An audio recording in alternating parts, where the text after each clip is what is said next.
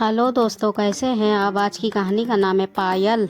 सुनीता पति से बोली है, जी सुनते हो, अखिलेश काम पर जाने के लिए घर से निकल ही रहा था। पत्नी ने टोका। वो खिंचते हुए बोला, क्या है। सुनीता बोली, 10 दिन से कह रही हूँ मेरी पायल टूट गई है, पुरानी भी हो गई है, घिस कर बहुत कमज़ोर हो गई है, नई पायल ला दो ना। वो गुस्से में बोला, ये घड़ी देख रही हो, दोस्त ने इतनी महंगी घड़ी गिफ्ट में दी थी, 1 महीने से इसकी चैन टूटी हुई, धागा बांध कर काम चला रहा हूँ।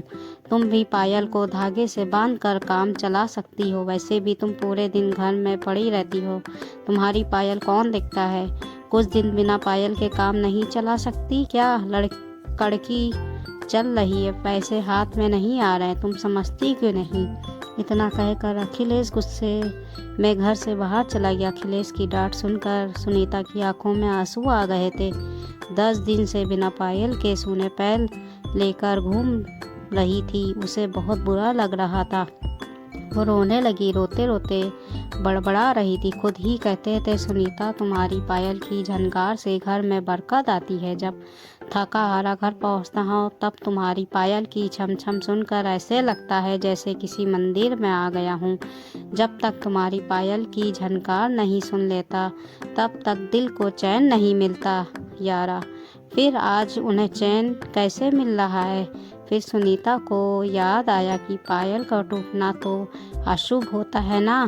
हो सकता हो पायल के टूट जाने से इनका हाथ तंग हो गया हो, बरकत नहीं हो रही हो। कुछ सोचकर सुनीता दोपहर को बाजार के लिए निकल गई।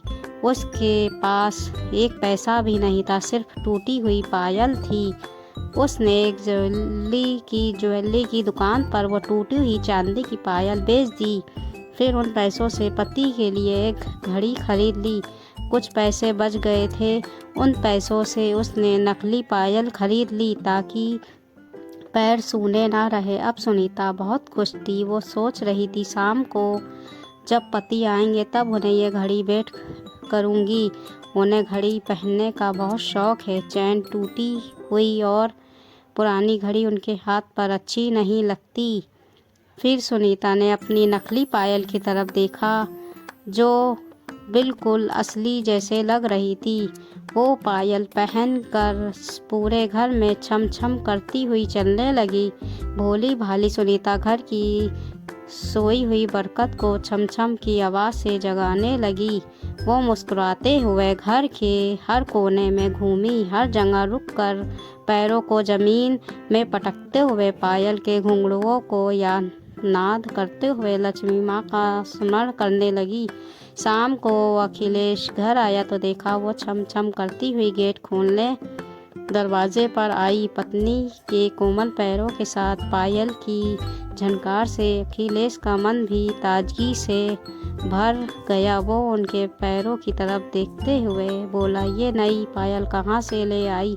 सुनीता मुस्कुराते हुए बोली, मैंने अपनी टूटी हुई पायल बेच दी, उसकी जगह ये नकली पायल ले आई। बाकी पैसे बचे उनसे मैं आपके लिए एक गिफ्ट लाई हूँ, लाओ जरा अपना हाथ इधर करना। फिर उसने खुद ही अखिलेश का हाथ पकड़कर उसमें नई चमचमाती हुई घड़ी पहना दी। ये सब देखकर अखिलेश की आंखों में आंसू आ गए। वो रुधे गले से बोला, मेरे लिए असली घड़ी लाई हो और अपने लिए नकली पायल।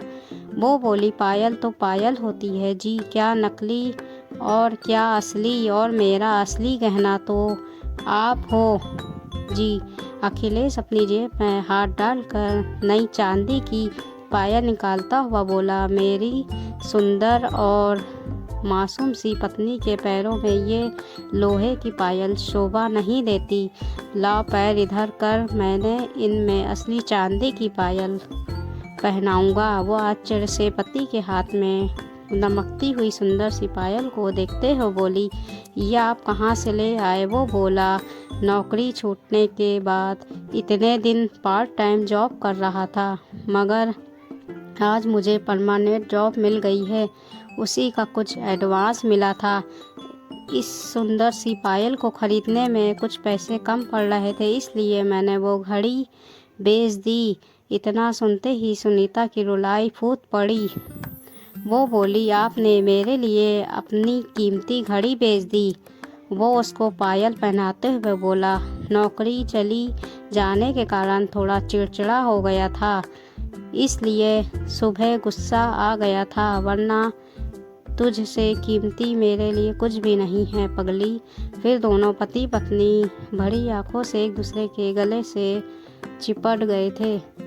गुस्सा कुछ पलों का था, मगर प्यार जन्मों जन्मों का था। नई पायल के घुंघरू तो और भी बड़े थे, उनकी छमछम की खनक तो पड़ोसियों तक पहुंच रही थी। अब सुनीता पूरी तरह आश्वस्त थी कि इन पायलों की झनकार से घर की सारी नकारात्मक ऊर्जा भाग जाएगी और खुशियों की बरकत घर को महका देगी। ये कहानी आपको कैसी लगी? कहानी अच्छी लगी हो तो कहानी को लाइक करें और ऐसे ही मज़ेदार कहानी सुनने के लिए सहाना हिंदी कहानी को सब्सक्राइब करें। मिलते हैं फिर नई हिंदी कहानियाँ के साथ। तब तक के अपना ख्याल रखिएगा, दुआओं में याद रखिएगा और फिर मिलेंगे एक नई हिंदी कहानी के साथ। अल्लाह हाफिज़।